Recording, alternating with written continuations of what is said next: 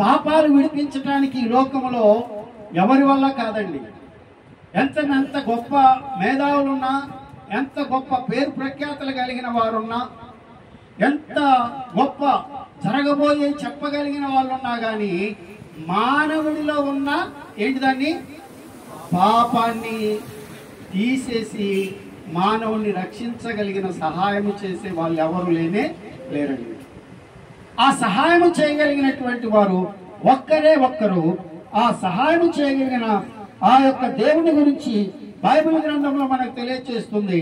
రోమా పత్రిక 3వ అధ్యాయము 23వ వచనము. ఏ భేదమును లేదు.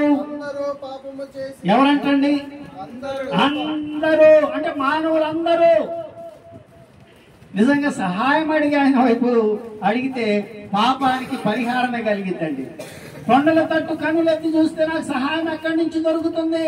నీ పాప స్థితిని తొలగించాలన్నా, నీ పాపం వల్ల వచ్చు జీతం అనబడినటువంటి ఆ శిక్ష నుంచి నిన్ను తప్పించాలన్నా నీకు సహాయం చేయగలిగిన వాడు మన ప్రభు అయిన యేసుక్రీస్తు.